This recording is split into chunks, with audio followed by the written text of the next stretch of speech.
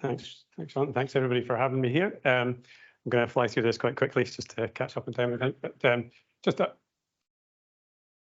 bit more background on this. So I'm going to speak to you about the sediment management side of things, and that was kind of my interest in this kind of monitoring side of things. So a little bit more history here. So this is the main Garry intake and the aerial photograph, and so these intakes were generally built in the 1950s, so about 70-ish years on. As well as diverting water from the river, these intakes kind of trap sediment behind them, so there's an impoundment of water created that stops the sediment coming down.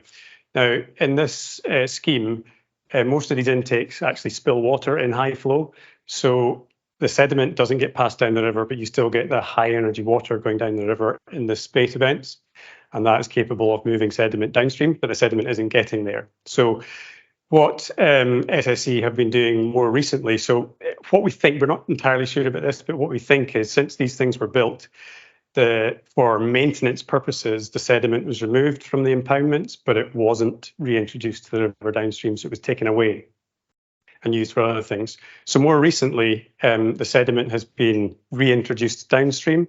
So we think, sorry, I keep pressing the wrong button. We think this started happening in sort of late 2000s.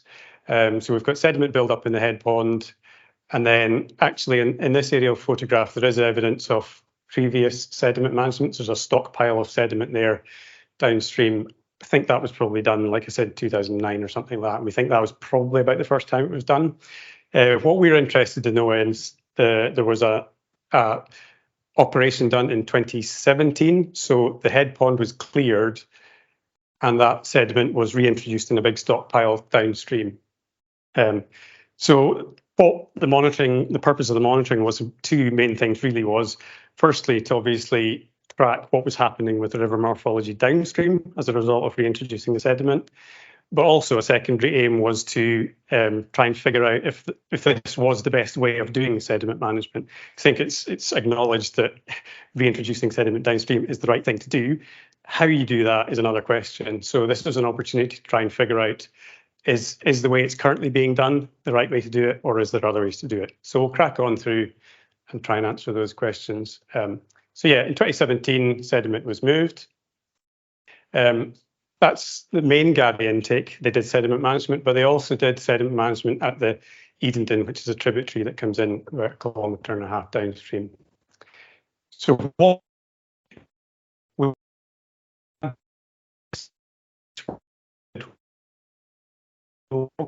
I don't know if you know what that is, but essentially each of these sites, we walk across the river pattern, and for every step we take, we put our finger down into the river while averting our gaze, and the first pebble that we touch, first bit of sediment that we touch, we pick it up and measure the size of it. And we do that for 100 times across the river channel. And that gives us an idea of the makeup of the river channel bed. So that's a Woolman pebble count.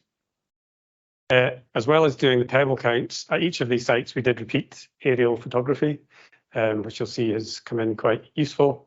And as well as doing that at each of the sites, we walked the whole reach from upstream from the Garry intake to downstream from that other tributary, which I never remember the name of, taking repeat photography all the way along. So we've got about 110 places where we take photographs. And we did all of that. Well, we were aiming to do it on an annual basis. There's logistics meant that we didn't quite manage that, but effectively we've done it roughly every year for about 4 years. We're actually just repeating it again right now. So we've got kind of 4 samples to work with. So that was the approach we took. Just a little bit of hydrology background before we go on to the results. And there's only one really key thing that I need you to take out of this graph. Effectively, what this is telling you is the relative scale of high flows that came over the intake that were capable of transporting sediment. It's very much an estimate. It's quite difficult to get a handle on these things. But the main thing that I need you to notice is that between samples 2 and 3, so between 2019 and 2020 samples, there was a higher than usual amount of high flows happening. So in other words, the river was capable of transporting more sediment during that sample window, if you like. So the stockpile was created 2017, obviously, at the start. So bear that in mind for what's coming. So straight on to the results. Going to start upstream from the intake. So this is our control site. So the attempt here was to try and understand what's happening in, I'm going to say, relatively unaltered bit of the river compared to downstream, certainly. So this is the results. So just spend a bit of time explaining the chart here and why there's a missing bit. So what we've done is we've split the sediment size up into sand and gravel, anything less than 64 millimeters, cobble 64 to 256, and then anything bigger than that, boulder. And the different coloured bars represent the different years of sampling. You'll notice that there's nothing there for 2020, and the reason for that is because those of you who don't know, SEPA had a cyber attack at the end of 2020, so I lost all of my electronic files on this project, which was a bit devastating, to say the least. Thankfully, we'd kept hold of paper copies of sampling, and some of the photographs you see are scans of printouts that we had pre-2020. So quite relieved that we've managed to cobble together enough stuff from paper to actually get some decent results out of this. But that's why there's no bars for 2020 on this graph, unfortunately. But the basic pattern here that you see is that for the first two sampling years, there wasn't that much change. So sand and gravel was about the same, as was cobble, as was boulder. But there does seem to be something of a shift going on between 2019 and 2022.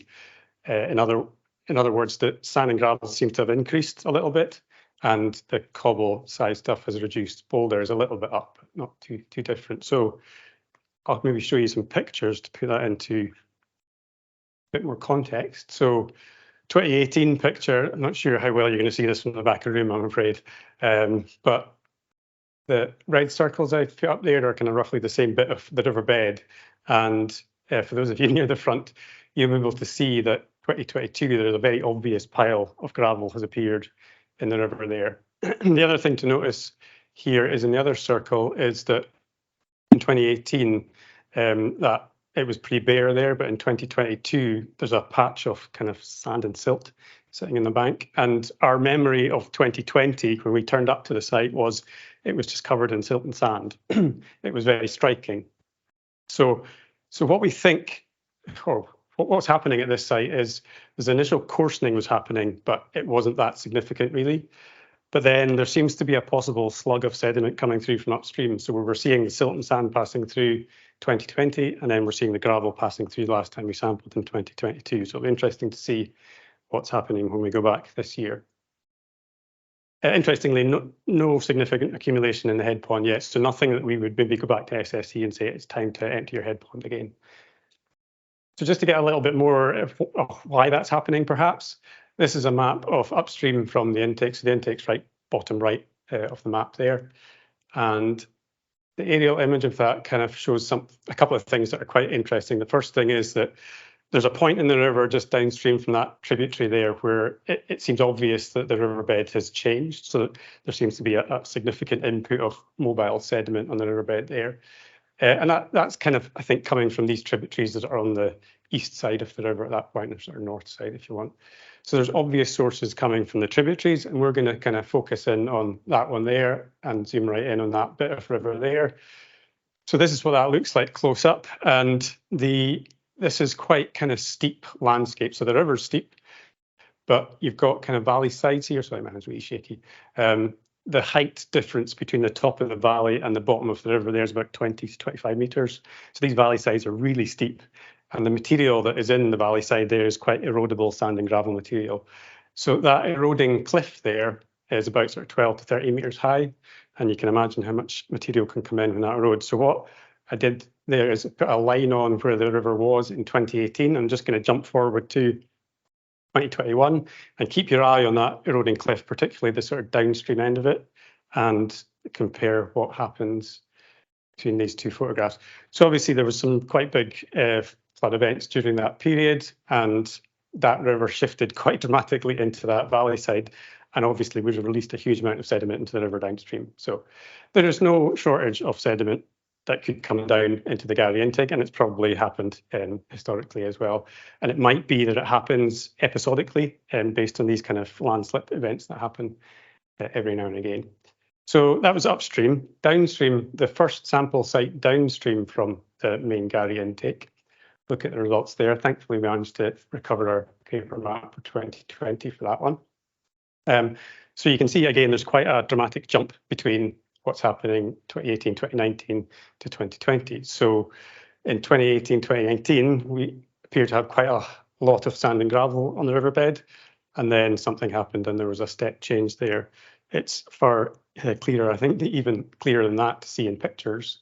So that's the images there, so it doesn't really get too much clearer than that. It's exactly the same bit of river, and you can see the arrows pointing at the same bits of the channel there. So 2018, absolutely chock full of sand and gravel. By 2020, that's pretty much all gone. So I'm going to take you right down to the bottom end. I'm not going to take you through all the sample sites just for the sake of time. We take you right down to the bottom end and show you what's happening there.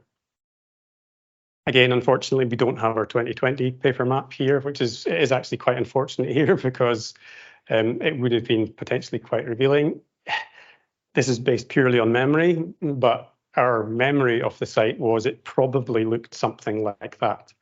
And we kind of can use photographs to sort of back that up a little bit. So it's a real shame we didn't have that sampling, but you can kind of see a similar thing happening here, but slightly different to the upstream site. So in effect, in 2018, the bed was quite coarse. So you had more cobble stuff than you did have sand and gravel. And then by 2019, the sand and gravel had a bit of a sort of jump for a couple of years, and then it dropped back down to where it was 2018.